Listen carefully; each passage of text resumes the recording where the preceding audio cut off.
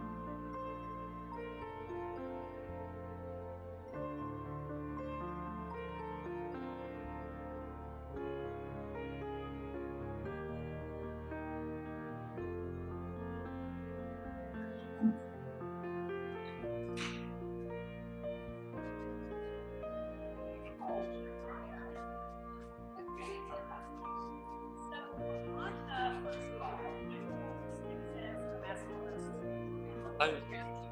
How are you? Stephen, I'm great. What's going on? In case you get crazy afterwards, I cannot go to dinner on Wednesday night. Oh, I'm sorry. It's one of those things I negotiated about my participation coming here. And Well, this is what- thank you. Can you tell Counselor? Yeah, I told Drew.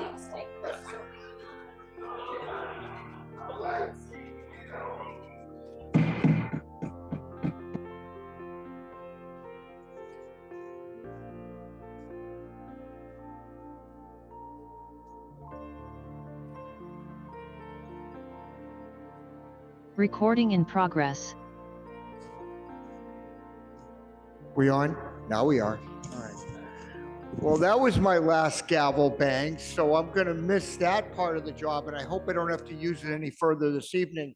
With that, I'm going to turn to Counselor Oliver to lead us in the Pledge of Allegiance.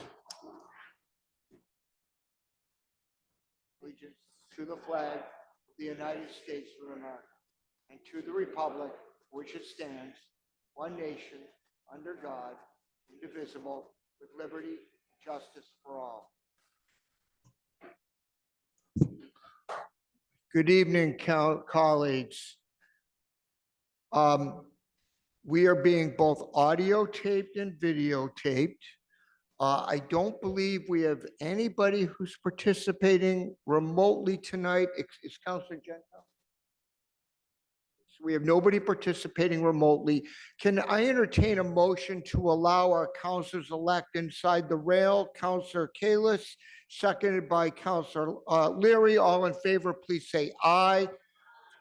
Those councilors-elect who have been dutifully following the rules, you can come on in. Those who are a little more presumptuous and took their seats, just stay where you are.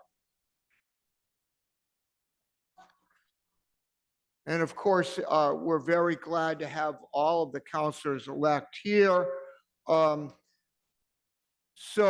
This is our last formal meeting of the term. And we're going to proceed a little bit differently than we do on other nights. No, this is not Passover, but we are going to proceed a little bit differently. So on first call, I'm going to invite up the retiring councilors to speak, to preside over an item one committee report. And then to present the remarks, I think the clerk has quite rightly suggested that folks keep to 3 or 5 minutes. But it's an opportunity to retire for retiring counselors, not only to speak to us, but to speak to the community as a reflection on their service. I will speak thereafter. We are going to switch up the order a little bit. I'm going to go in order of seniority with the least senior counselor going first. That's Counselor Lobovitz, followed in order by Counselors Humphrey, Downs, Danberg, Lipoff, and then Counselor Gentile's not here, and then myself. So with that, I'm going to recognize Counselor Lobovitz to take the podium, please.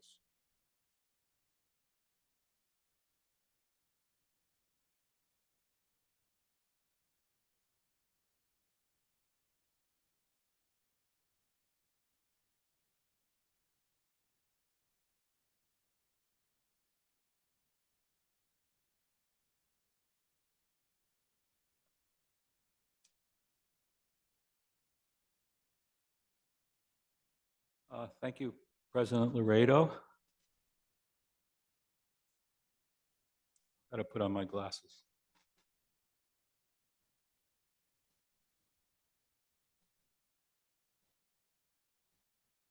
It's an honor to address my fellow city councilors this evening. My brief remarks will touch on some of my experiences as a councilor and some recommendations. My tenure on the Land Use Committee, so ably chaired by Councilor Kelly, required a steep learning curve, having had no experience whatsoever in this area. I've been appropriately reminded on several occasions that land use is a quasi-judicial committee. We are required to be diligent about limiting our determinations to the rules and regulations that directly bear on the waivers requested. Nonetheless, the more general context of each individual petition often affects the way we view our positions on a specific permit. The perceived need for more housing, the concerns about stormwater and permeable surfaces, about affordability and accessibility, about traffic and parking, about the need for more commercial space, about the desirability of preservation of natural spaces, about property that has been empty or structures that have been dilapidated for years, and lastly, setting precedent. In theory, these broader concerns should not impinge on our decisions, but I believe that they inevitably do, whether consciously or subconsciously. The special permitting process is often criticized for being too complicated and too long, resulting in a waste of time and increasing the cost to developers and homeowners. My experience on land use leads me to believe that the process is generally fair to applicants and often works to the benefit of the residents and a better quality project. However, I do have a few recommendations to expedite the process, make it more respectful, and align it more closely with the overall interests of the city as best we can define them. First, the council should continue to prioritize changes in ordinances and finances that address the broader issues outlined above, so that we minimize the influence of these concerns on land use discussions and decisions. This is the right thing to do to ensure fair treatment of those who seek a special permit. Second, the council should continue to seek ways of eliminating the need for special permits for de minimis changes to a homeowner's property.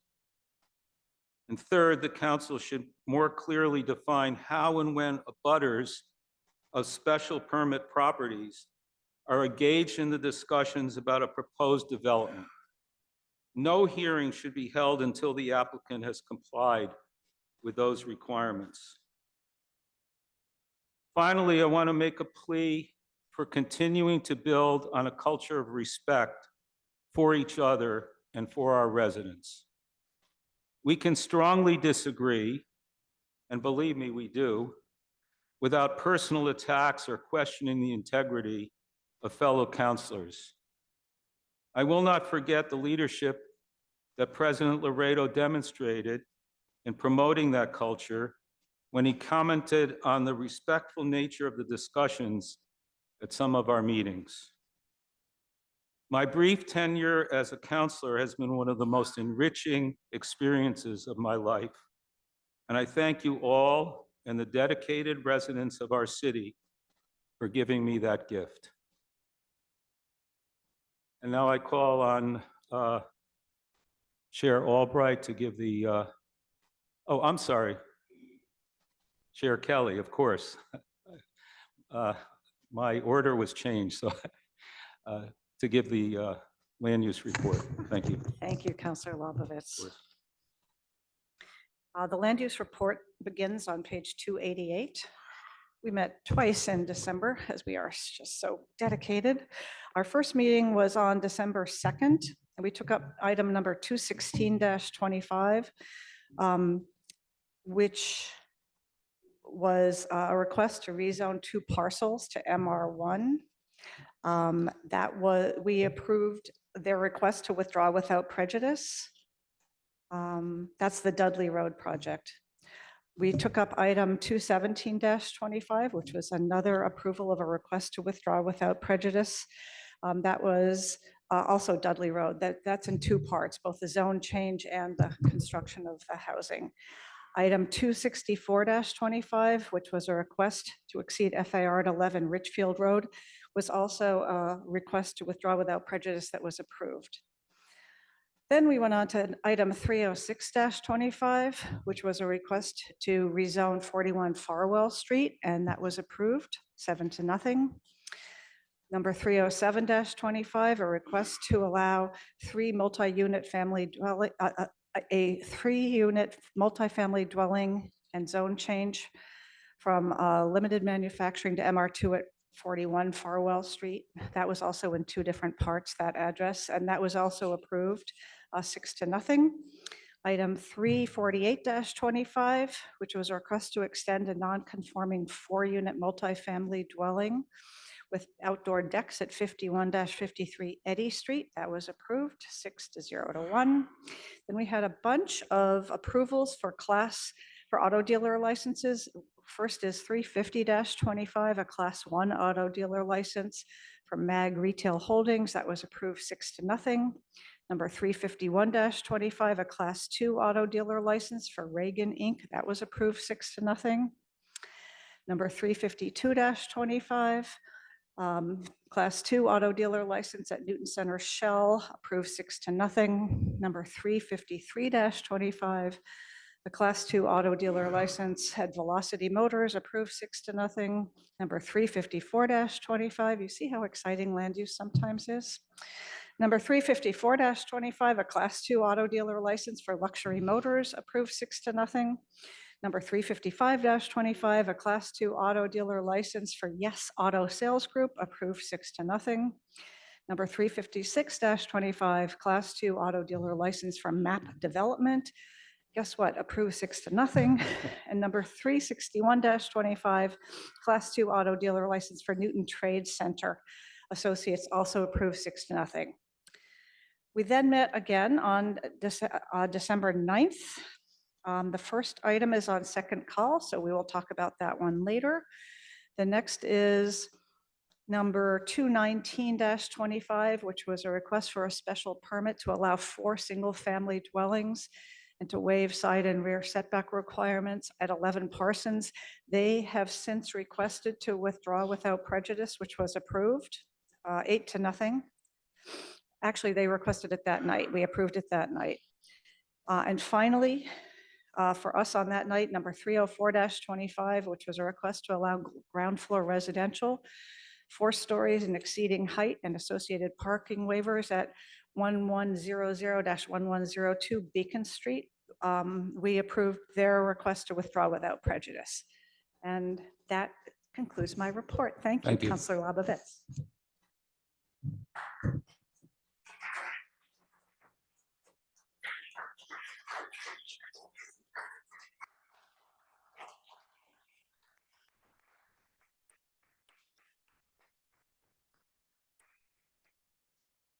Next, we're going to have Counselor Humphrey, who's going to preside over the zoning and planning report.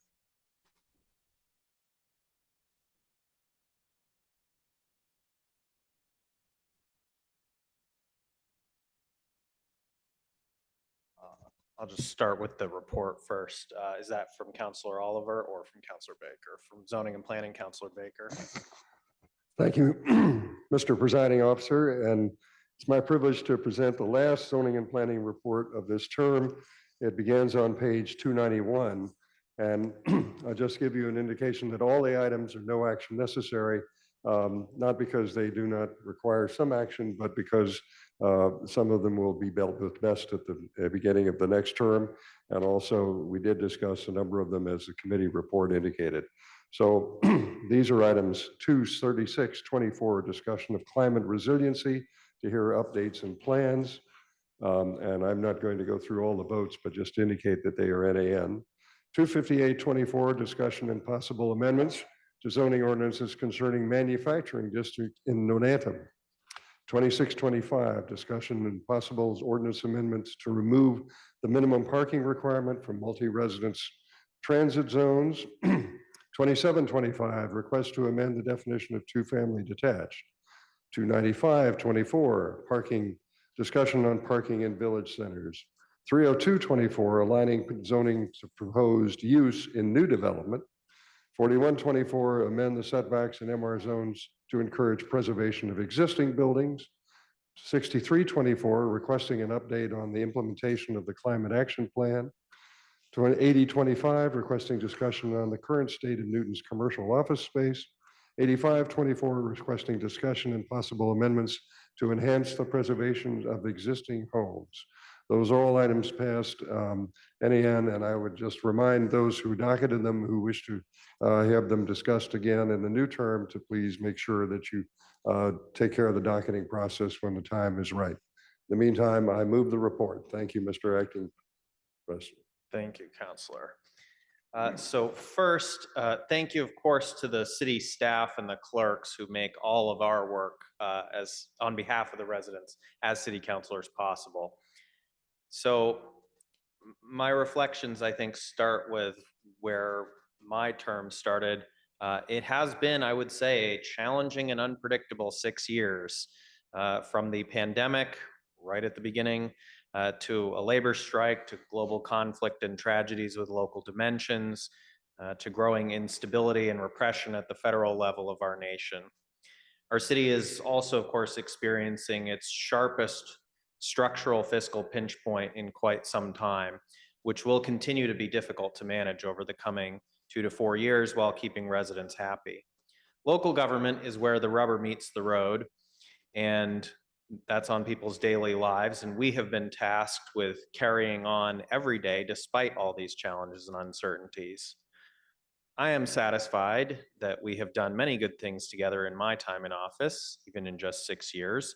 Especially, I'm satisfied with the work that I did to help constituents at the beginning of the pandemic, the additional housing that we approved, the reforms we passed to try to strengthen and clarify policies on leaf blowers and private tree protection, landmarking the historic strong block of Wobbin Square, updating Newton's city seal, passing key street design improvements for safety, and this year organizing a letter from every councilor against the Trump administration's false claims about our city because of our support for the basic rights of immigrants. I predict that Newton's elected officials will be called upon to show courage on great issues of right and wrong again and again in the near future. I'm happy to recount a few other things in which I played some part. One of my top priorities before running for council was to get a mandate passed against natural gas hookups, and I was proud to help secure a strong pilot ordinance on electrification earlier this term. And I am glad that we passed significant reforms to the council rules throughout my time here. At a smaller scale, We also got a lot of Ward 5 potholes patched and sidewalk breaks ground down. I was gratified to help revive the council scholarship for political science and government students from Newton's graduating seniors after having received it myself many years ago. Public service is what I always knew I wanted to do by that point in my life, and public service is what I'm good at. The scholarship is our small way of signaling to young people in our community that it is worthwhile to pursue this career path in its own right, because constituents deserve to have thoughtful and committed representation. I'm sure I wouldn't even have considered stepping down if this were a full-time job to help our residents.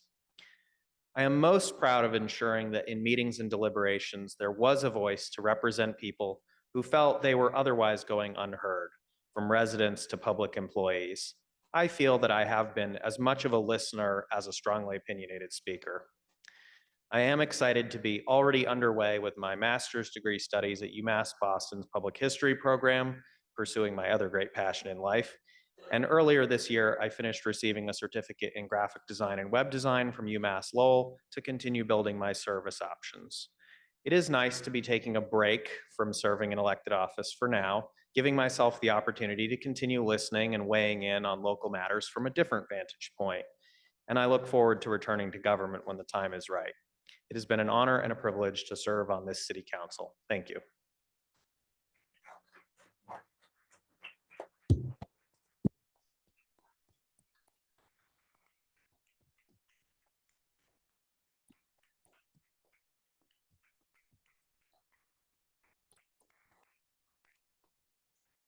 Thank you, Counselor Humphrey. Counselor Downs.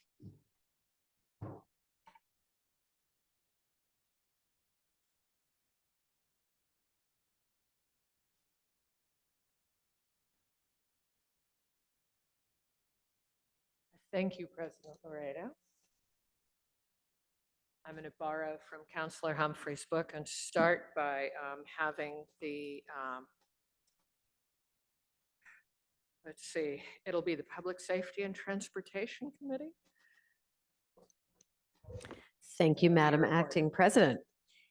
The report begins on page 295, and the committee met on December 3rd. The first item, 329-25, requesting a renewal of public auto license by Tom Mountain, was approved 6-0.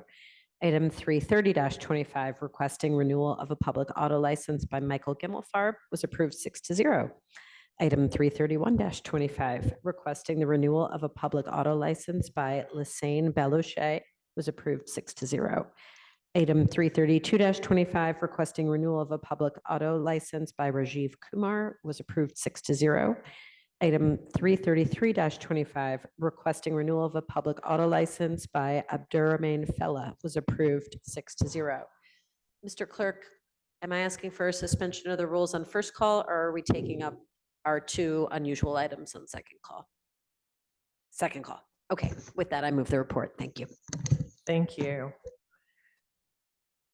So I'm going to quote our incoming council president. I am going to be brief. I'm going to be very brief. I'm going to be very, very brief.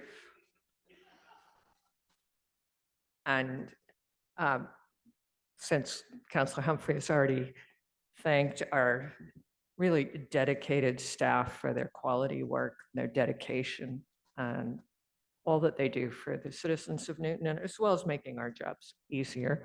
I'll skip that. Like Councilor Humphrey, I found this position very enjoyable, in part because, like Councilor Humphrey, I like policy. I like politics.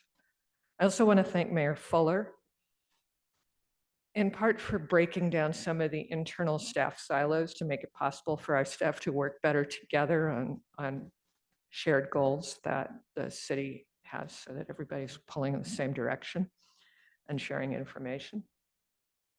There are a lot of other things she did, but I'm particularly thankful that she piloted and then started to do testing before investing.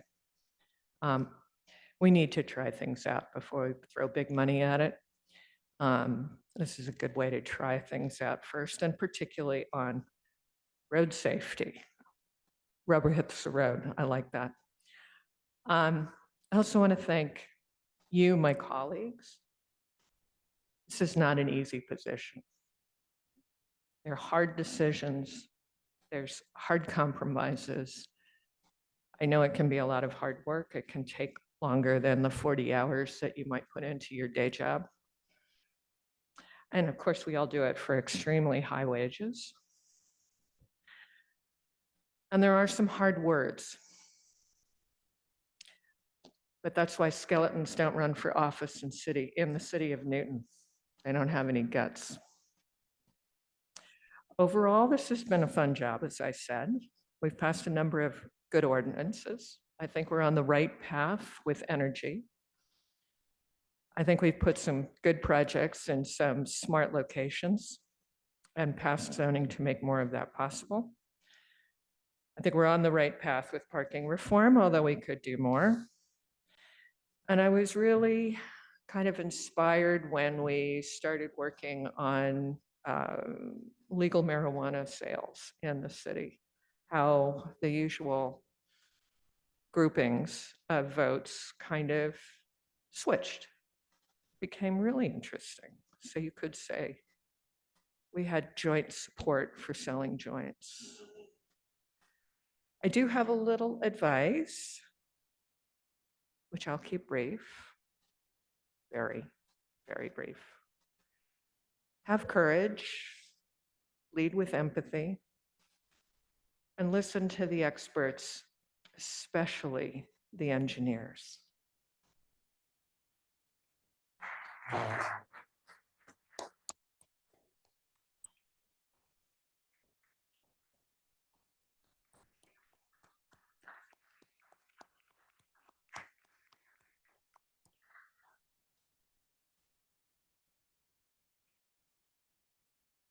Thank you, Counselor Downs. Counselor Danberg, and you're going to preside over the Programs and Services report. Come on up.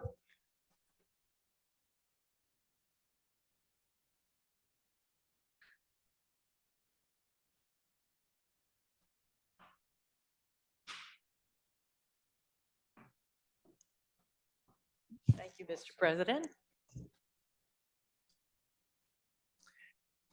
So we will now hear from the Chair of Programs and Services, Councilor Krinsman. Thank you very much, Madam Acting President. Because I want to get right to your remarks, there is no report this evening. That was good and quick. Thank you very much in your style and much appreciated. So time flies when you're having fun. First, I want to thank then Alderman George Mansfield and Ken Parker for approaching me in 2004 to run for a special election. There was an open seat. And I decided that it was a good time in my life to do that. I had just sold my medical supply manufacturing business, and my youngest child was going off to college. And I thought, what a great time to do this. It was something that I had always thought in my life that would be enjoyable and that I would hopefully be good at. I ran to help create positive change that was needed, and also to preserve the things that are good about this city that we want to preserve, things that make this city a great place to live. And no one can do this alone. Government is not a solo job. Government is a team effort. And I think that this body has done a great job, as have past boards of aldermen and city councils, to make sure that working together is something that we make happen. I want to thank my colleagues, past and present, for working with me to make this a better place. And I also want to thank all of the people in the past who have run for my seat either against me or for an open seat in Ward 6 at large, because it really has helped to forward the democratic process. And it allowed me to get my signs out there. And I think that really helps for recognition and to grease the way for the next election, getting those signs out there. First and foremost, I want to thank my family. And I have one member of my family in the audience tonight, my beloved husband, John Ficarelli. John, thank you for managing to avoid most meeting nights when you're picking the season tickets for the season games in the Celtics, the Red Sox, and the Bruins. You have done a great job of both being able to be here at most meetings and are making those important games. I also want to thank my children for the unconditional support that the whole family has given me, and for my family and the dogs for the comic relief that they have given me on so many occasions throughout these 20 years. I want to thank Ruth Dane and my campaign committee for keeping me on the straight and narrow when I was campaigning, the many times that I've campaigned.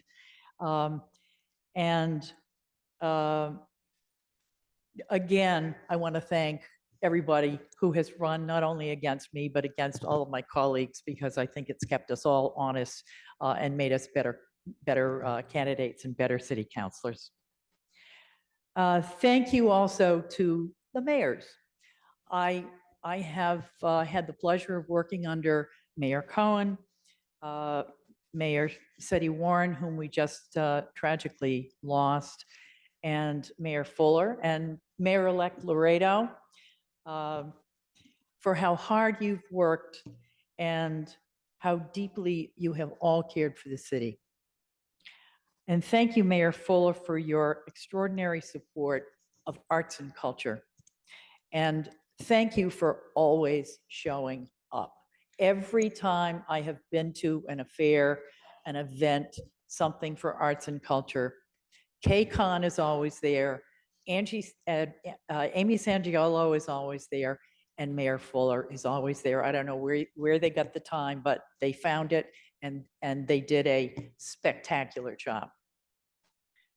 I also want to thank our very talented staff that people have thanked before me. I don't think we can say enough thank yous to them. They have tremendous talent.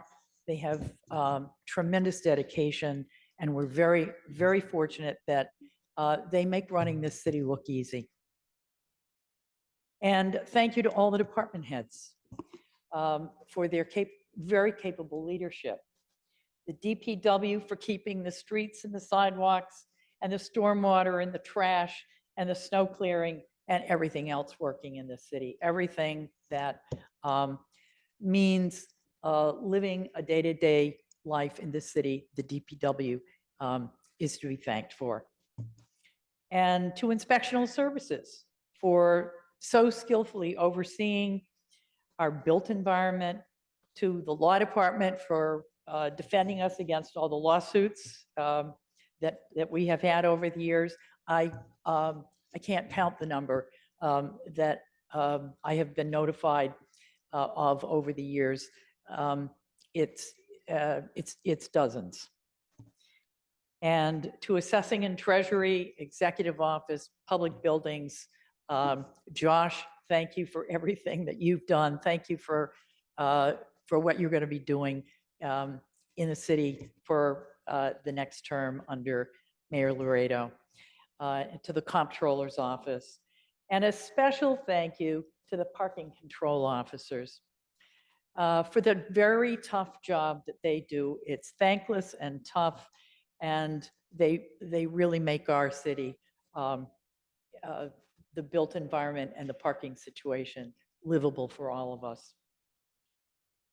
And thank you to my colleagues for picking up the kitty toys at the MMA for our children's dental health program that my husband and I do in Mexico every year. And I hope when you go to MMA this year, look for the kiddie toys and anything that a little kid would like to play with, throw it in your bag, and I will come and collect them at the end. These little kids love these little toys. Even the DPW stuff, the little mini trash barrels and things that you wouldn't think that a child would have fun with, but it's always the box that the kid has the most fun with anyway. So what have we done together over these past 11 terms? Here's a short list. More diverse housing, some 3,000 more units built or under having been permitted. We've passed the expanded stretch code, requiring among the strongest building and energy standards in the Commonwealth. Austin Street, Trio, Dunstan East, Northland, Riverside, and significant affordable housing components with them, and many, many smaller projects. We have physically safer streets and sidewalks with all the puck lights and the extended curbs. This is a much safer city for pedestrians and bikes. And speaking of bikes, bike paths, we now have wonderful bike paths all over the city. And I'm very proud to say that the first bike path that was so controversial back in, I don't know, 15 years ago or so, I championed along with my then Ward 6 colleagues, and Councilor Baker and the Ward 7. It ran from Hammond Street all the way into Newton Center. That was the first one. We had tremendous opposition against it. We did it anyway, and it led the way for a much friendlier environment for pedestrians and for bikes. We have a comprehensive plan. We have a bike and pedestrian plan. We have a climate action plan. No commercial parking. Thank you very much, Councilor Krinsman, for championing that, along with all the other councilors who voted for that. I think it has done a tremendous amount to making our village environments way more pleasant. We rewrote our zoning code and we passed VCOD. We tightened our building and engineering standards. We are 12 years into a 20-year infrastructure plan replacement. Previously, we were on a 200-year replacement plan for the city, and we thought that might extend actually to 300 years before Seti Warren came up with the first plan, and we're doing very, very well on that. We purchased the West Newton Armory. It's now being renovated to 40+ deeply affordable units for veterans, many of whom are formerly homeless. And under Mayor Fuller, we purchased and kept Webster Woods. Councilor Baker, thank you very much for all the work that you did on that.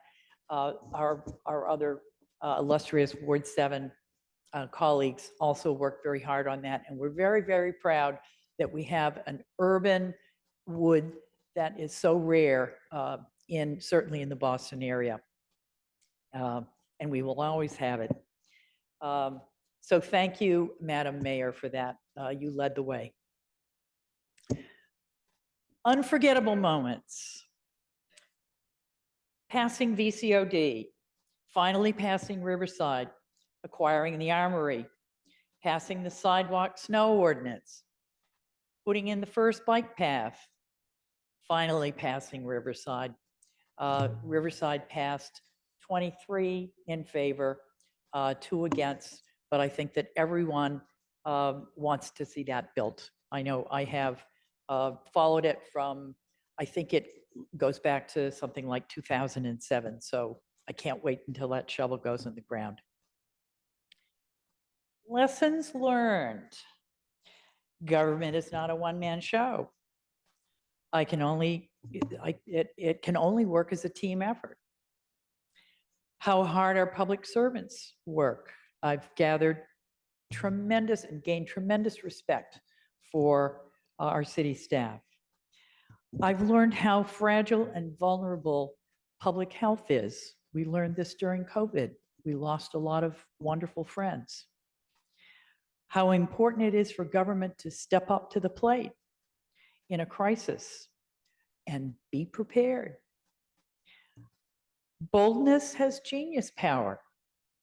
If you can dream it, you can do it. And my advice, go electric. Support all types of housing and public transit. Think bold. Make no small plans. Expand composting. Give blood. Support vaccinations and keep Newton's water supply fluoridated. It's the best way to safeguard our children's health. Support inclusion, no matter what Washington says. Keep working on getting rid of double polls. Councilor President-elect, Mayor-elect Laredo has worked on this for years, as has Councilor Albright. And I know she will, and he will continue to work on this. We got to get rid of these double polls. Get us off fossil fuels, plant trees, and pass the volunteer poet laureate position.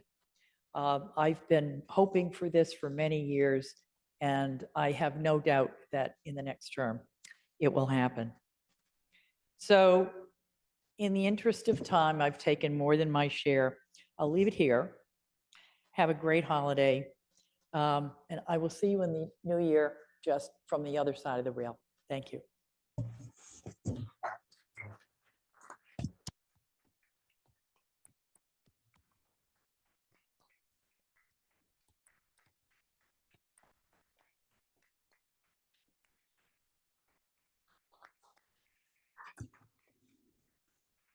Thank you, Counselor Danberg. Counselor Lipoff, I'm going to invite you to preside over the Public Facilities Report.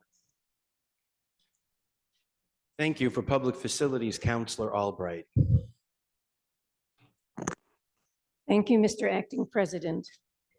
Public Facilities Report begins on page 296.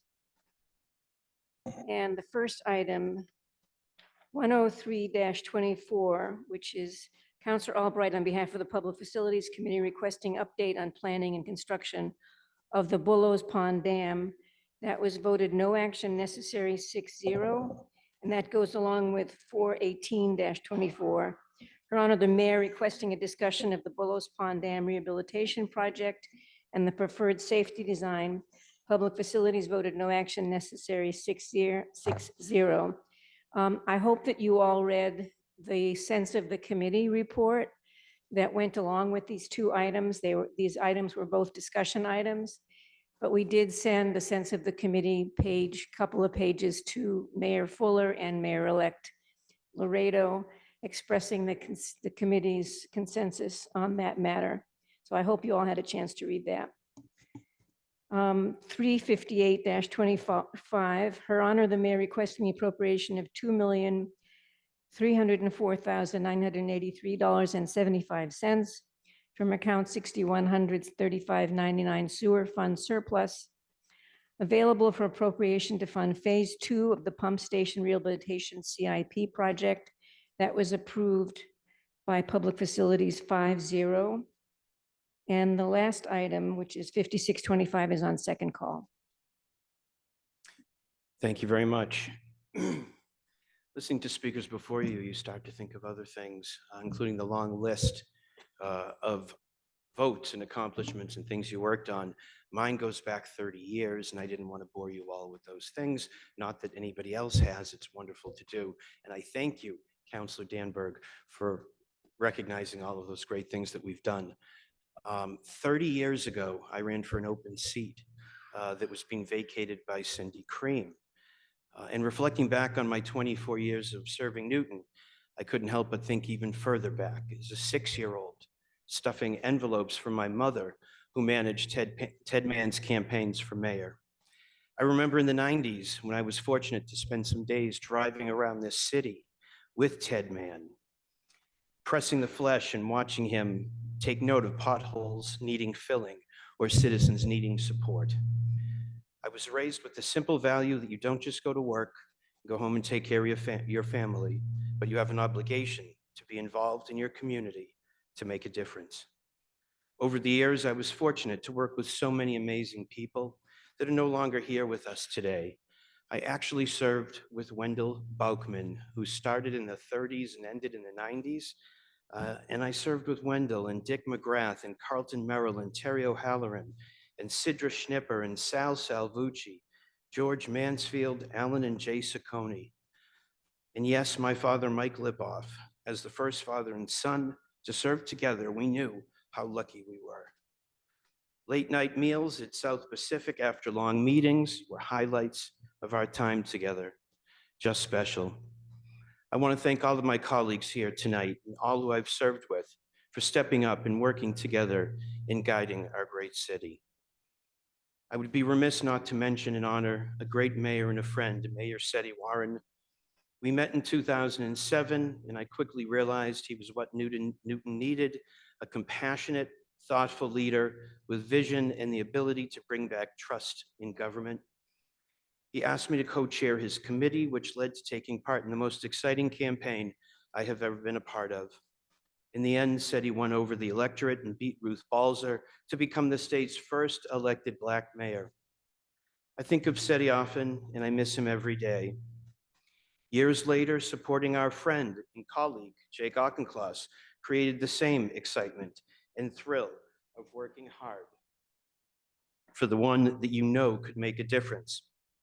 I want to give a special thanks to Jake, Congressman Auchincloss, for his service to Newton and for his leadership in Washington.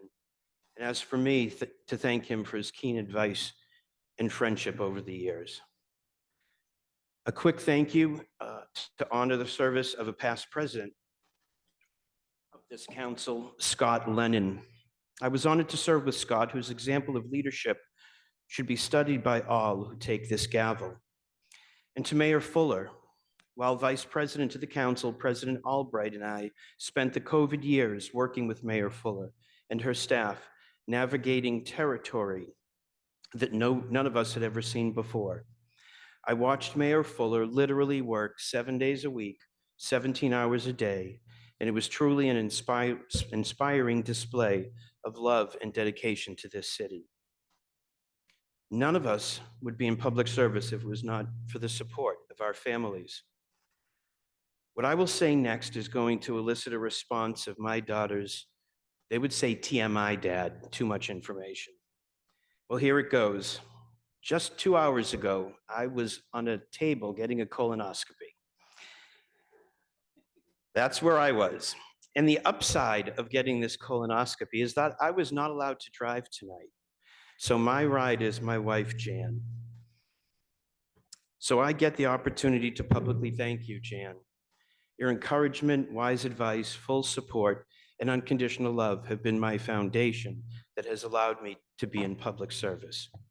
I love you, and I think we should all give you an ovation representative of all of our family's support.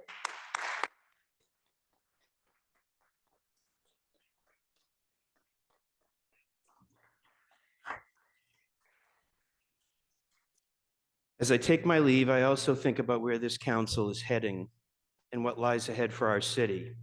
You will be challenged with new developments, additional school and public buildings renovations, and fiscal constraints that will most likely call for an override. There is so much that this body can do with a common goal. My advice is twofold. First, you may have been elected as an activist with one goal in mind, supported by one group of like-minded citizens. But once here, you now advocate for 88,000 people on a whole host of issues, which means working with those that you may not agree with will be crucial to the process. Transitioning from an activist to an advocate is what makes you a representative to all. And second, call your colleagues and go to coffee. Spend time getting to know who they are, their histories, about their families, their human things that break the walls down. Find commonality and maybe even friendship. This all leads to working collaboratively for the best of Newton. You'll also find that the journey along the way will be more fruitful and enjoyable. Take this step with all your colleagues, and you will be putting city over self, and all good things will follow. My goal has always been to help Newton retain its history while evolving into the future. I tried to see both sides of every issue and find a middle ground to move things forward, always listening with an eye to collaborate for a positive outcome. I'm going nowhere. I'm here for you all. Reach out to me anytime. While I'm not on the council, I will still be working for whatever is best for Newton in any way that I can. Thank you.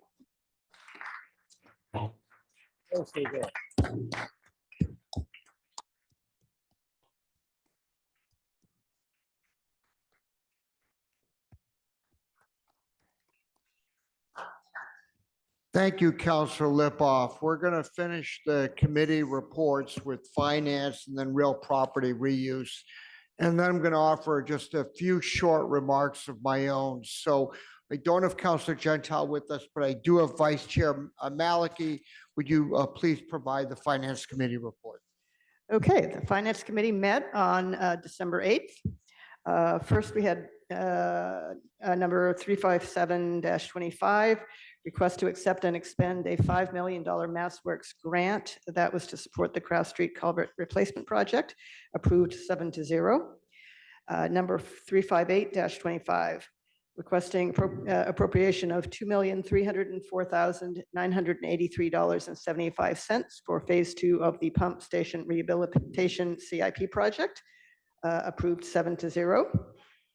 359-25, requesting authorization to transfer $425,000 for funding the settlement of the FY25 to FY27 Teamsters Collective Bargaining Agreement, approved 8-0.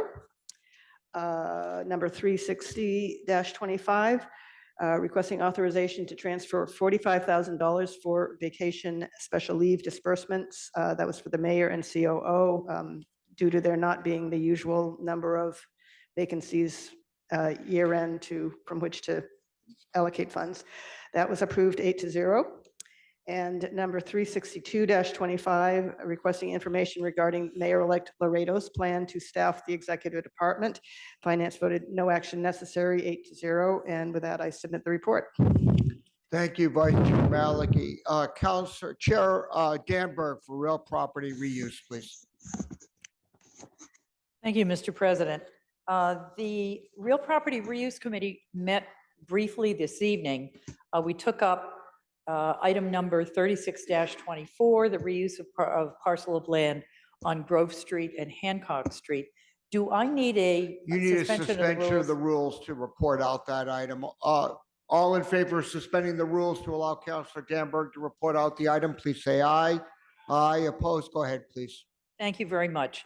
The committee moved that they refer the item to the term, the 26-27 term.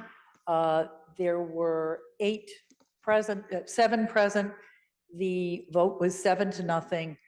So the item has been referred to the 26-27 term. And that concludes the report. Thank you, Chair Danberg. So colleagues, before we call the roll on first call and proceed to second call, I just want to take a moment to thank all of you and reflect just a little bit, and I promise I'll be short, on my 14-year tenure on the council. But first, I really want to take a moment to thank the colleagues who are retiring tonight. And in order to get this right, I'm going to go in order of ward from Ward 4 to 8, so I don't miss anybody.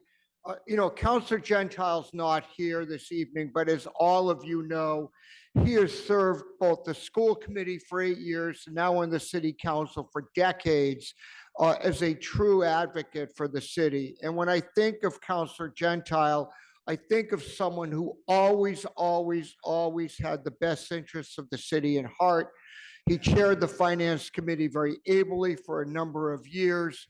Uh, Counselor Gentile also did two things that I think were really admirable. He was always willing to stick to his guns when he thought on a particular position he was right, and he was not afraid to speak and speak quite eloquently about a particular issue.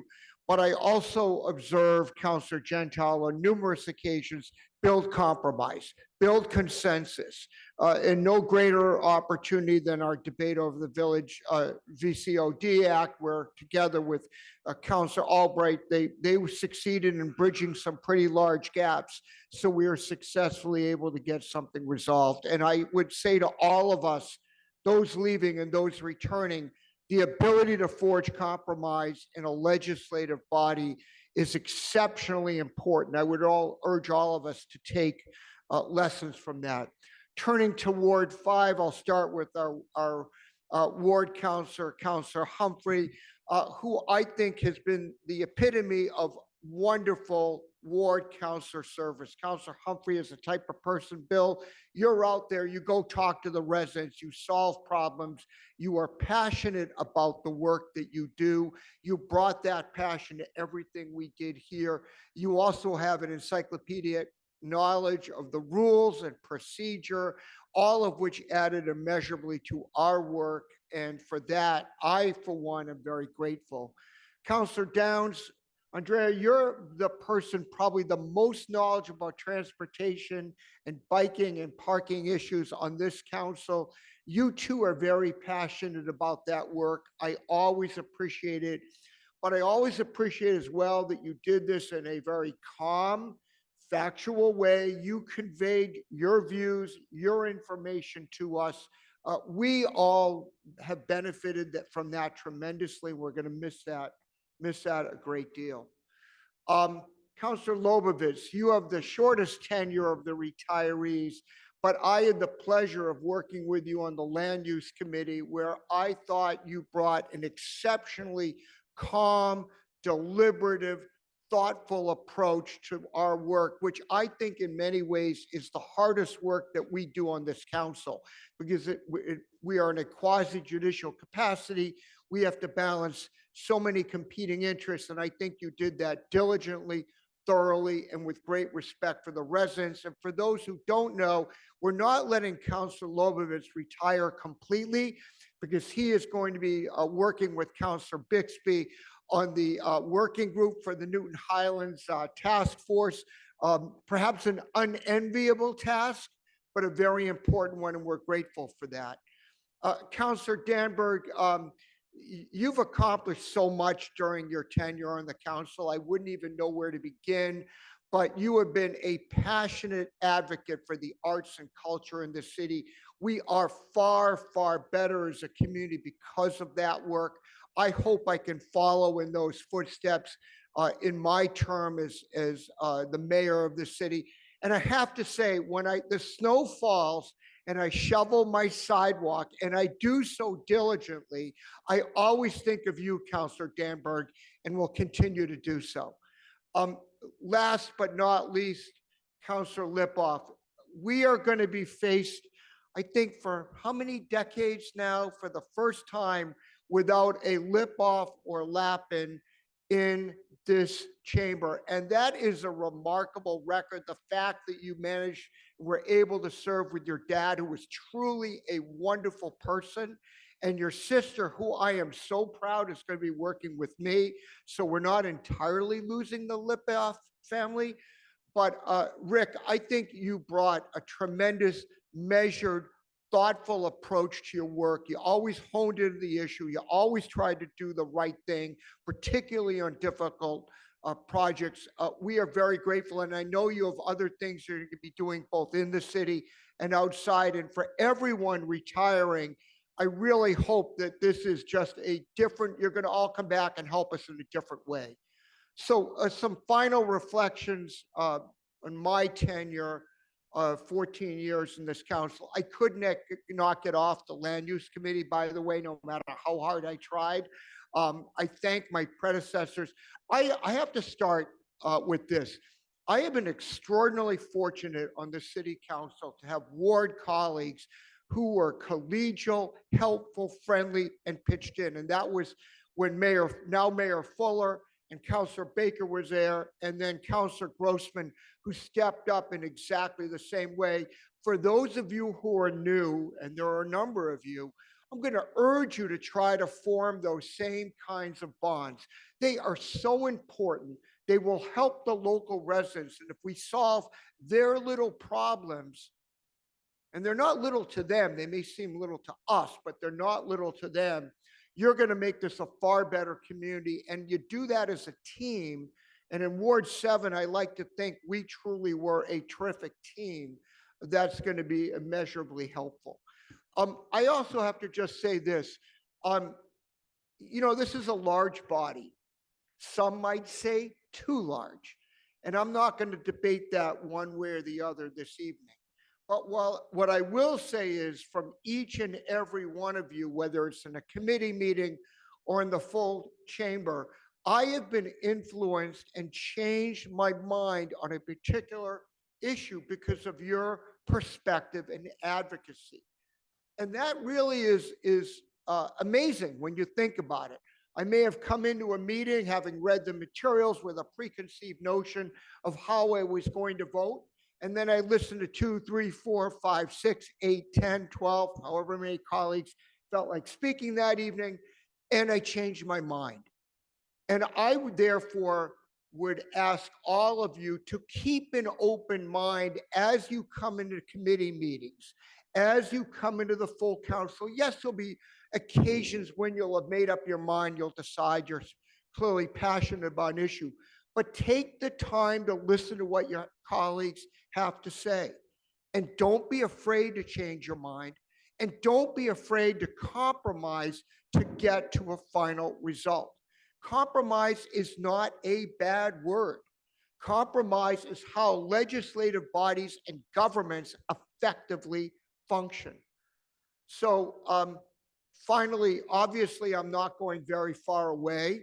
I'll be right across the hall, although I can tell you at 10 o'clock at night, I will not be watching a land use meeting. But I am truly grateful for each and every member of this council. Obviously grateful to our clerk's office, to the many department heads and our city employees who tirelessly work day in and day out on our behalf. And I think everyone in this room especially knows that. So thank you all very much. And with that, Mr. Clerk, will you call the roll, please?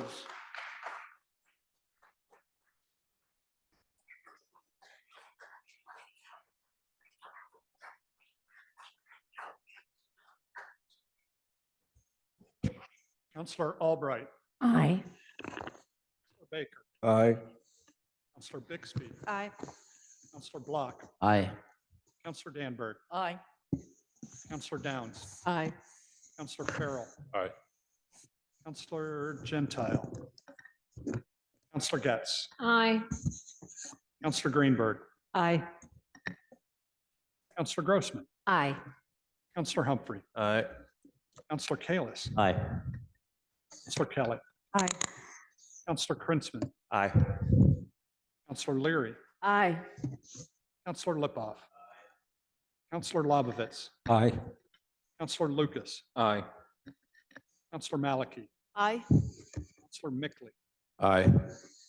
Councilor Oliver. Aye. Councilor Wright. Aye. President Laredo. Aye, with the exception of 362-25, for which I'm recused.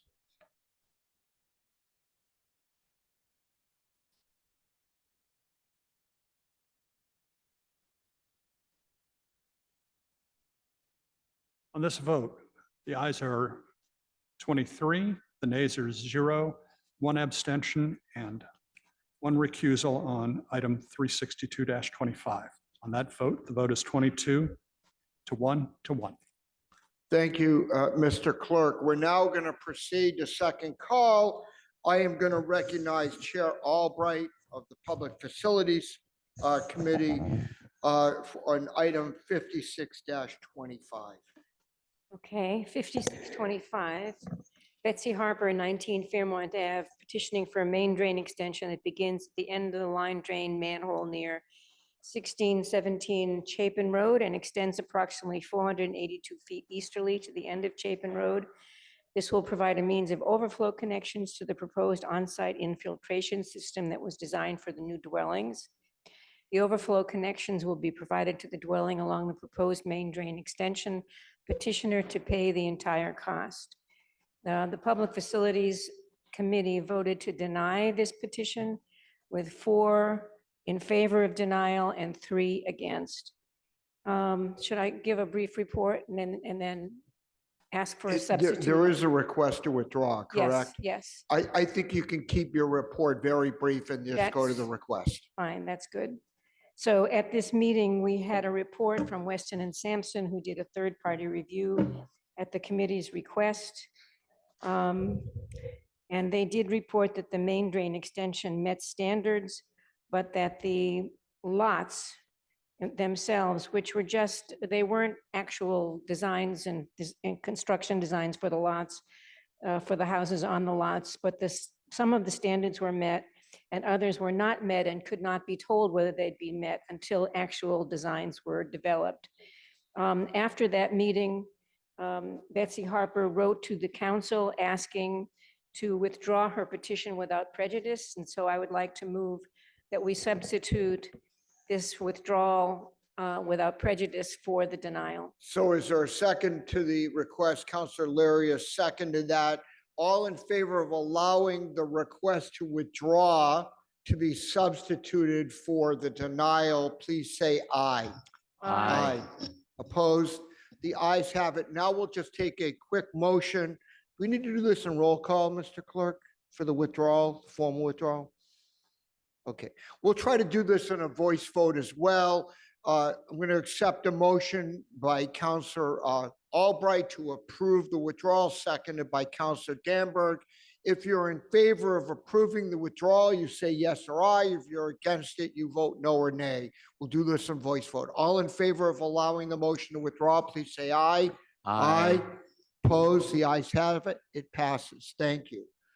All right, next, we are going to turn to the Public Safety and Transportation Committee, Chair Grossman.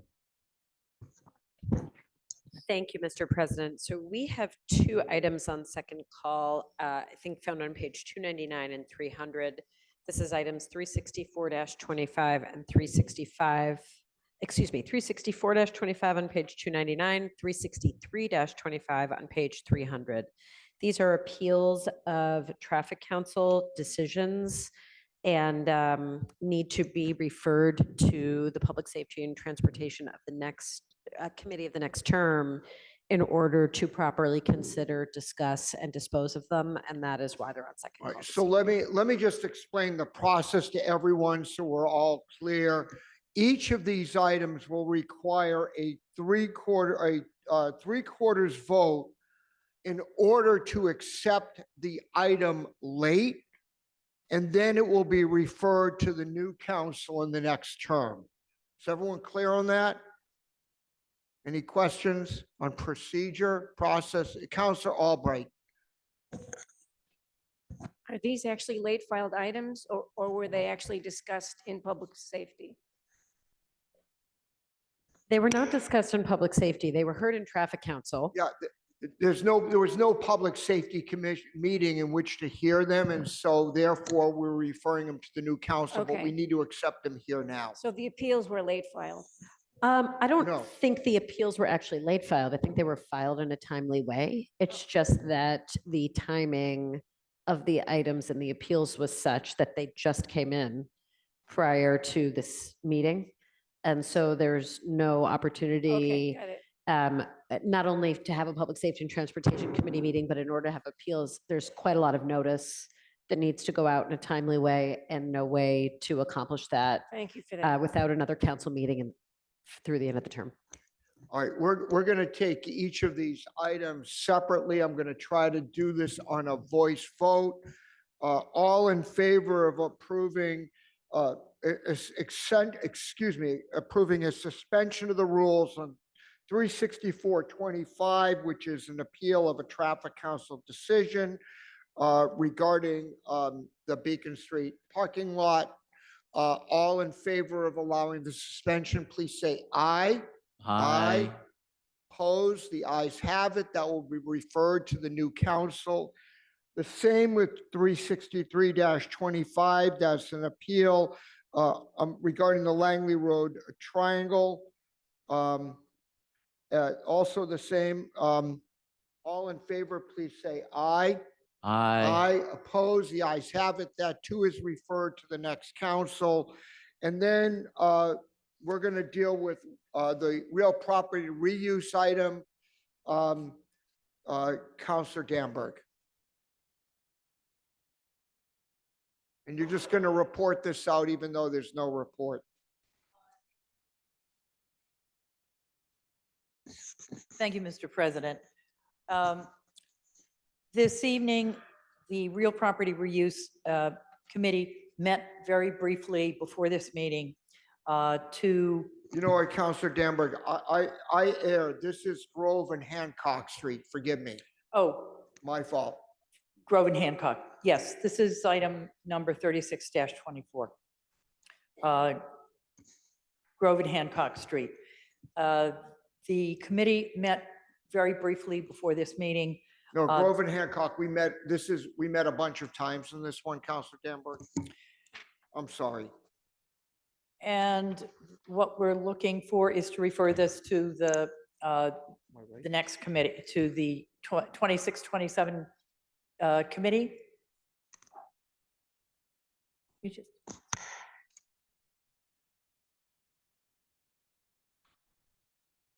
Yes, Go ahead, Mr. please. President. Please proceed. I was under the impression that I had reported this out and that we had referred it, made the request to refer it to the new committee. This procedure is to take a formal vote on that. What we're going to do now is just refer this to the new committee. And so if we just report out Grove and Hancock, we'll refer to the next council. Fine.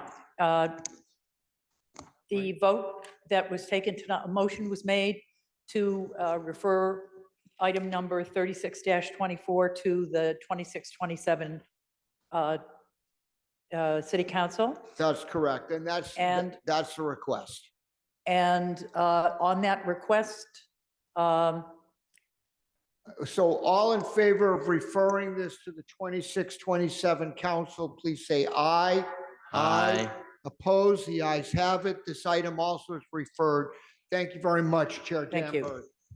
And next, I have the following item was put on second call, 143-25, which is the Chapel Street item. I'm going to recognize Chair Kelly to report out that item. And then I'm going to recognize Councilor Oliver, who's placed this on second call. Go ahead, please, Chair Kelly. Thank you, President Laredo.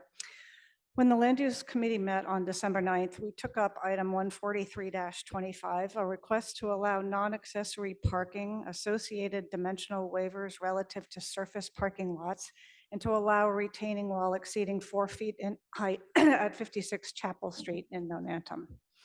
This was the third time this item was before us. There is a current special permit that was granted for 3 units of housing on this site. The request is to allow a parking facility associated with manufacturing use in a residential district. The petitioner asked to put surface parking there instead of the approved housing. That docket item was held in May, and they came back in November when it was held again. The Land Use Committee preferred, if not the housing already granted, then a public green open space, as there was more than enough parking in this area, which is unused and creates a large heat island. Rebuilding the 9 feet 8 inch high retaining wall at the rear, which by all counts is falling apart and a concern to neighbors, is part of this offer as well. At the December 9th meeting, the request was changed to make a quote horse deal, as they called it. They'd trade the space at this location they want for 20 parking spaces and provide a small private open space at another nearby location, technically 85 Bridge Street. Or is it 65? 85, that's what I wrote. but it physically is at the corner of Silver Lake and Adams, so it's called 85 Bridge Street. The vote in committee was 5 in favor and 2 opposed. Thank you. Thank you, Chair Kelly. Counselor Oliver, you placed this on second call. Thank you, Mr. President. I did indeed. So I'm kind of surprised that I'm the guy who's standing up speaking on this item on second call. What we're talking about here is a very large property owner in Nonantum who by all means has done very well by the neighborhood up to this point. They purchased a property that is zoned for residential.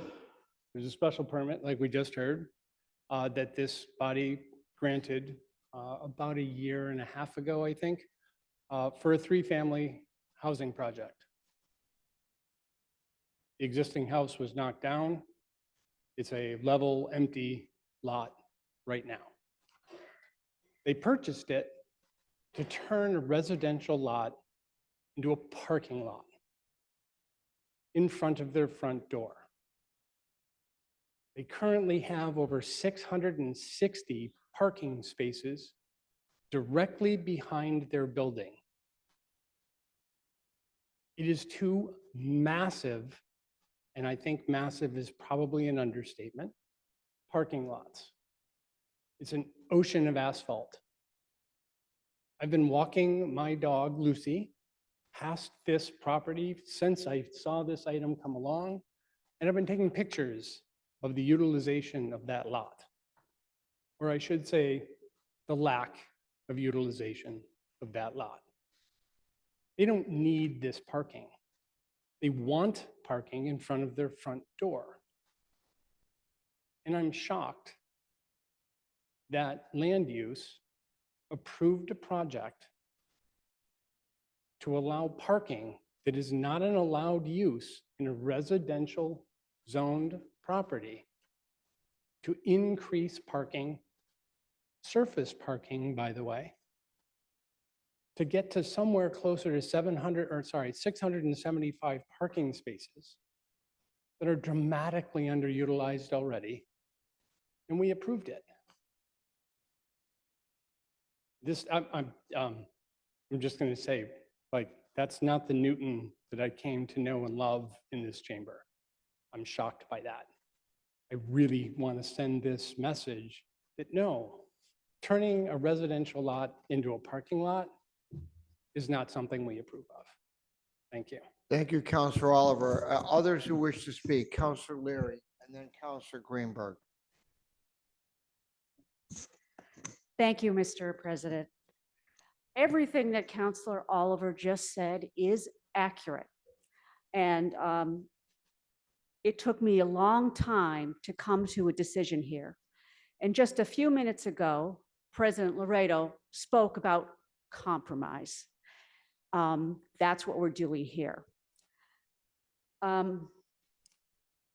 It's right, this area does not need more parking. It's a huge heat island, no question about it. I was very disappointed when the housing went away and the proposal for surface parking went up. We were adamantly opposed to it. However, there was an issue with the retaining wall as well. And while this project sat, as no one really wanted to see this parking come along, as a matter of fact, Attorney Schlesinger would call me and we'd talk about how much I enjoyed talking about 56 Chapel Street. And it was a very frustrating project for me.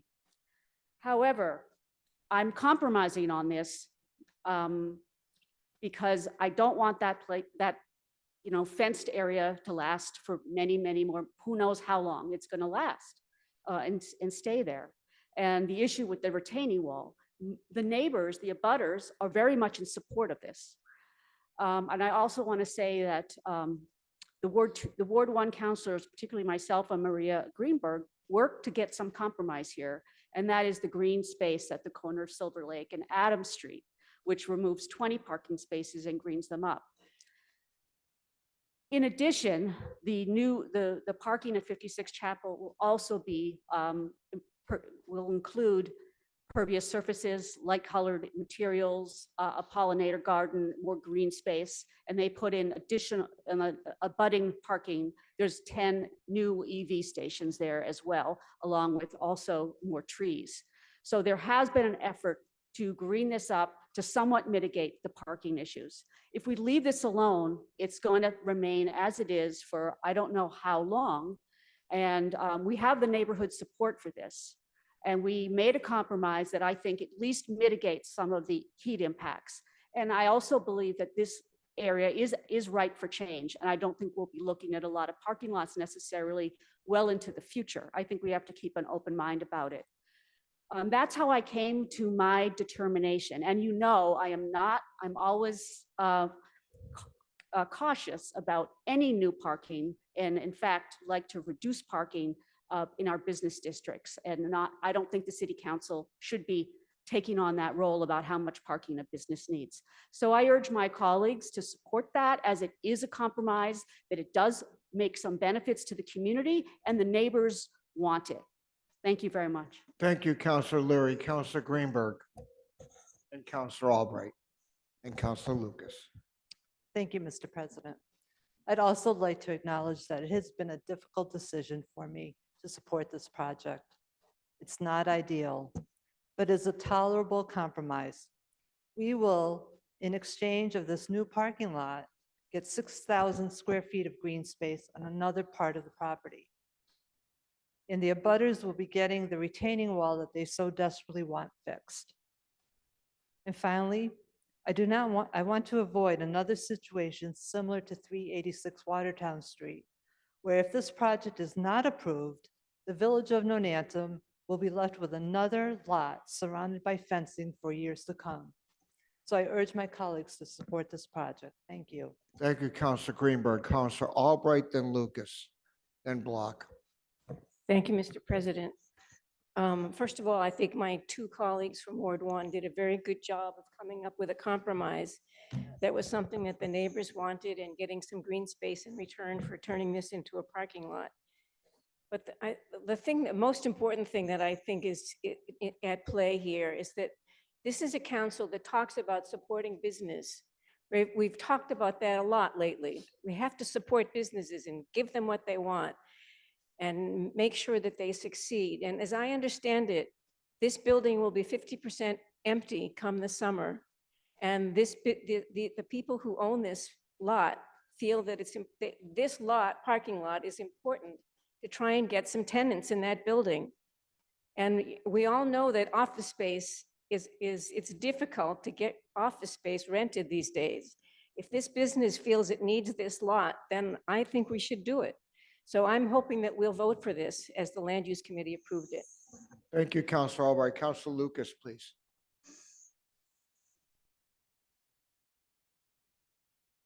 Thank you. Yeah, I was one of the people who voted against this in committee. I plan to vote against it again tonight. I don't want to repeat the words that Councilor Oliver said, but he's spot on correct. The only thing I will add is that I understand that this was a compromise. It's just that I wanted to see, and I wasn't part of the discussions, but I wanted to see more green space. I mean, that parking lot at 85 Bridge Street, it's 600 and something parking spaces. Only a handful of them are actually occupied. We should have more green space. There's plenty of room for it. And for some reason, we fell short on that. So for the reasons that Councilor Oliver stated, I'm going to vote no. Thank you. Thank you, Councilor Lucas. I have Councilor Block, Danberg, and then Farrell. Councilor Block. Mr. President, I find myself in an unusual position disagreeing with Councilor Oliver and Councilor Lucas. I serve on the Land Use Committee. I think that the path that this project has taken stinks. The history of this, which Councilor Oliver described, is correct. We approved a special permit for 3 housing units. And now, under a new owner, which we don't have control over, the proposal is to turn it into parking. And that by itself would have been turned down, in my opinion, unanimously by the Land Use Committee. But the petitioner proposed another modification, that they would create an offsetting park on other parking area which they control. And under the circumstances, that seemed to me to be a reasonable trade. So whether you want to think about this as assisting a business, if you want to think about this as a compromise, think about this as a land swap, I'm going to reluctantly vote in favor of this. Thank you.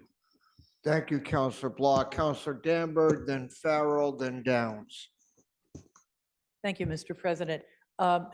Through Mr. President, I'd like to ask any one of the Ward 1 councilors how many parking spaces this lot will produce. I think you should ask that to the chair of the Land Use Committee, Chair Kelly, unless you'd rather defer to one of the Ward 1 councilors. It's fine. The original request was for 19 spaces, but with this land swap, it would be 20 in a different location. Thank Correct? you. Go ahead. Do you have a further question? They're giving up 20 spaces to create the green space at the other location. see. It's for 19 parking spots. For 19 surface, parking yeah. spaces on site. Okay, this is not a direction that I normally take, but I think that I agree with the position that we're in a very difficult time now for commercial real estate. And in exchange for rentability or increased rentability of this space, and the fact that they have done a land swap and are giving up 20 spaces and greening those 20 spaces, I will be voting yes for this. Thank you, Counselor Danberg. Next, Counselor Farrell, then Counselor Downs, then Counselor Maliki, and Counselor Kelly. Thank you, Mr. President. I'm one of the members of the Land Use Committee that voted in favor of this. And listening to my colleagues, I am now going to change my mind and vote against it. The land swap itself suggests that more parking isn't needed. It's a swap. And more, I think about the fact that we need more residential development in this city and commercial development, but residential development, then we do need more parking lots. And I don't think we should be changing that decision. To have 3 residential units in this space is justified by changing it to a parking lot, even if it's a swap for some more green space. And as I understand it, there's no guarantee that the green space stays there. It's not ad infinitum unless I'm willing to be corrected on that. But, and I think if things get bad enough in terms of the retaining wall, then the owner of the retaining wall has to fix it at some point anyway. So I don't believe it's a vote against commercial development because it's a swap in spaces. And I do think we ought to honor the notion that we need more residential space. Thank you. Thank you, Counselor Farrell. Counselor Downs, then Maliki, then Kelly. Thank you, Mr. President. I rise because my understanding is if you plan to vote against a land use item, you need to talk to it a little bit. You do. That's I am also a member of the Land Use Committee and have debated this back and forth with myself, but in my initial position, like much of the Land Use Committee, was we do not need more parking and more asphalt in this area of Nonantum. And upon reflection, I find myself in agreement with Councillor Oliver. Thank you, Counselor Downs. Next, Counselor Maliki, then Counselor Kelly. And then if there's no one else, and then Counselor Wright, and then we'll call the roll. Go ahead, please, Counselor Malek. Yes, so I've been a little ambiguous on this all along, and I'm still listening, but I'm inclined to vote against it because I don't think the so-called land swap is, first, it doesn't seem like it's really a land swap. It's sort of like a temporary rearrangement of parking. And considering that what they are turning into green space on, this is really Adams Street, is probably the least used and of their existing underused large parking lot. It just doesn't seem like a good enough swap. And it also doesn't seem permanent. It's unclear to me that if they ever change their mind about the parking lot they want to create, that the Adams Street newly created spaces would be a permanent thing. All the trees that they're proposing to plant there might just cut down in 10 years or whatever. And also, I don't believe that this is analogous to the Watertown Street lot that would stay fenced for multiple years. If this is not approved and they can't turn it into the parking lot they envisioned, I imagine they would sell it to somebody who would then be able to exercise the already approved special permit for 3 units. So that's why I think I will be voting against, but I'm still listening. Thank you, Counselor Malik. We have Counselor Kelly, Wright, Albright again, and then Leary again. Oh, I'm sorry. Before Counselor Kelly, point of information. Go ahead, please. Counselor Leary. This arrangement is permanent. It'll be in the deed, and they took the language out to say that they could change it later. So did everyone hear that? To be clear, this is not a temporary arrangement. It's a permanent arrangement. If they wanted to change that permanent arrangement, they'd have to come back and amend the special permit. Everyone is clear on that? All right, Counselor Kelly. Thank you, Counselor Leary. Thank you. I did vote against this in committee, and I have been asked to reconsider that vote. So I'd like to just speak to why I voted that way then, and actually why I'm going to continue to vote that way tonight. As has been mentioned, there's much too much unused parking space in this area of town. It is a huge asphaltic heat island with 669 underutilized parking spaces owned by this entity. Green space, as was recommended, instead of parking, was not something that the petitioner wanted to do. And the housing, which we've already approved, they don't want to move forward with. Both of those, I think, would have served a better community purpose. When we look at the criteria for a special permit, I always look to see, is there some public benefit rather than, it's not our charge to give developers a special permit when we don't find that the public good is being served. As good neighbors in this location, I would hope that these owners would fix that falling apart wall, no matter how we vote tonight, for both safety and goodwill of the neighborhood. The land trade for the different location constitutes a private open space, not exactly a park. I wouldn't call it a park. It is going to be a green space that I gather will be fenced and gated, not open to the public, although the gate is used by landscapers, as I understand it, so neighbors could go in and out if they chose. And the petitioner said they might consider putting a bench in there. So I wouldn't call it a park. And I'm just not seeing this as a benefit to the neighbors of the community. So I'll vote against it again tonight. Thank you, Counselor Kelly. Counselor Wright.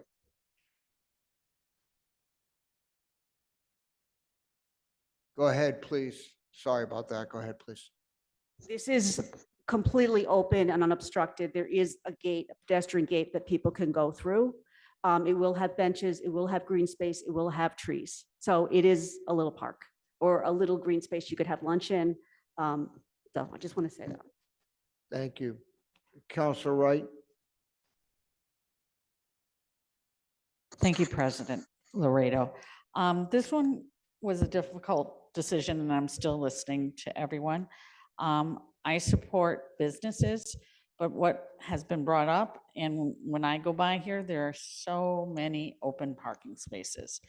And just making this more parking doesn't seem right. And I would have liked to seen even more green space elsewhere than what is they're giving for the swap. So at this point, I'm still listening, but I'm probably going to be voting no. Thank you. Thank you, Counselor Wright. Counselor Albright, then, I'm sorry, hold on. Counselor Albright, you've spoken already. I'm going to recognize Counselor Humphrey, Mickley, Baker, Getz, all right, folks, I can only write so quickly. All right, so let me just go here. Counselor Humphrey, then Mickley, Baker,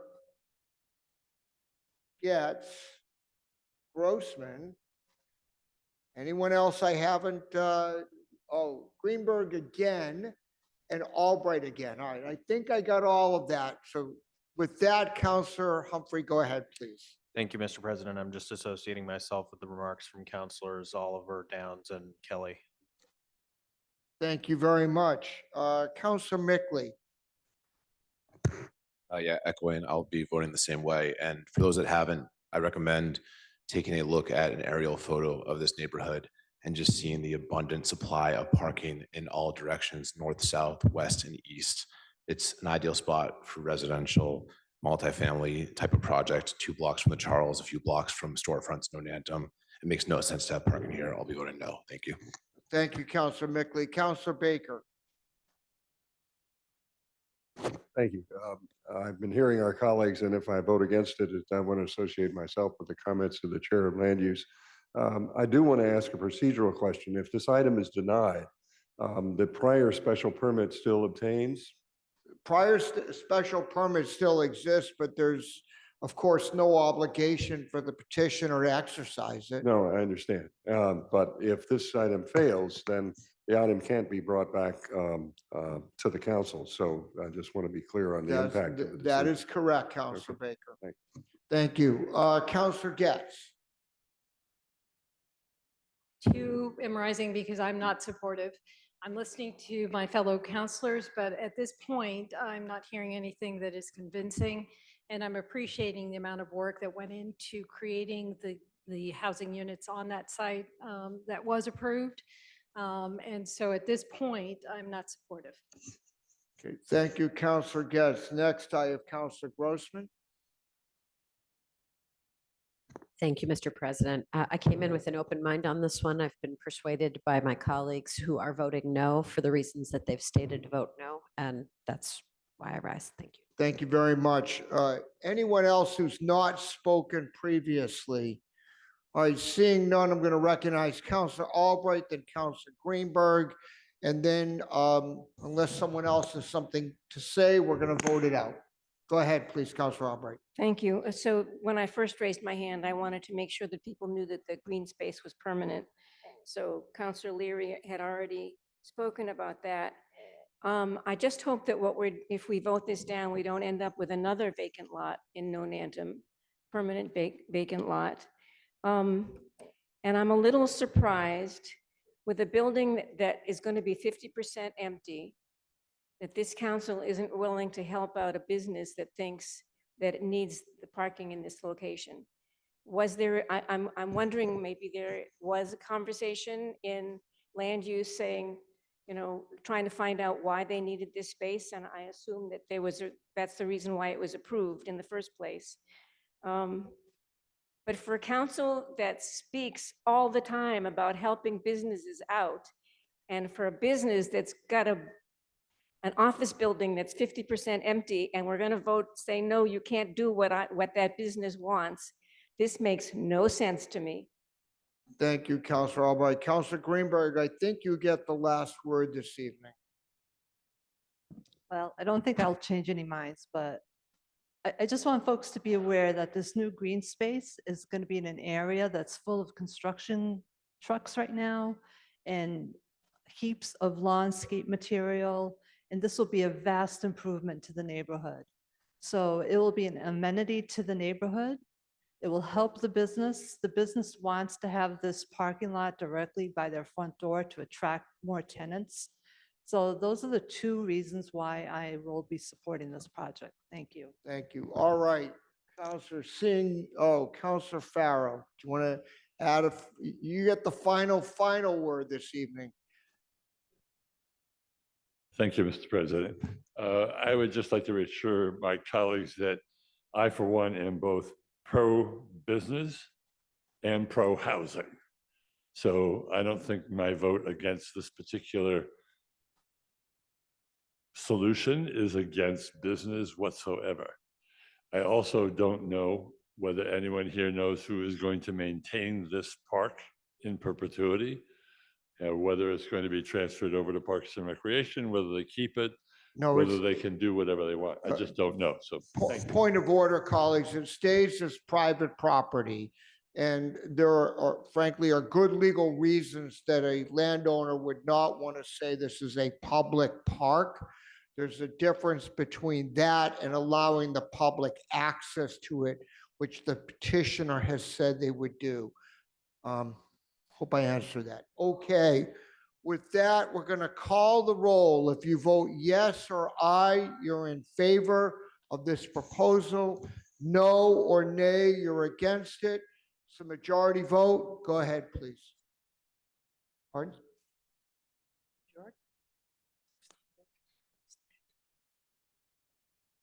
The clerk Question? reminded me you need 16 votes, not 12. that's what Okay, my 13. My apologies on that. So with that, we're going to call the roll, please. Counselor Albright, Aye. Counselor Baker, No. Counselor Bixby, Aye. Counselor Block, Aye. Counselor Danberg, Aye. Counselor Downs, No. Counselor Farrell, No. Counselor Gentile, Counselor Getz, No. Counselor Greenberg, Aye. Counselor Grossman, No. Counselor Humphrey, No. Counselor Kalis, Aye. Counselor Kelly, No. Counselor Krinsman, Aye. Counselor Leary, Aye. Counselor Lipoff, Aye. Counselor Lobovitz, Aye. Counselor Lucas, No. Counselor Maliki, No. Counselor Mickley, No. Counselor Oliver, Nope. Counselor Wright, No. President Laredo. Aye. On this vote, the ayes are 10, the nays are 13. All right, the item does not pass. That concludes our business, both for this evening and for this term. Thank you all again very much, and look forward to seeing many of you, if not all of you, very soon.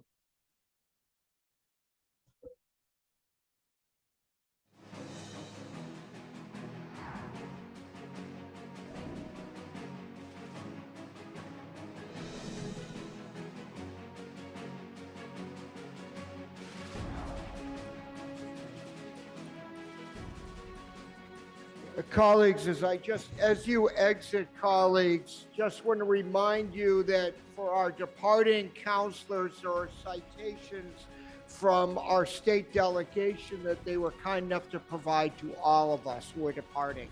Thank you. Recording stopped.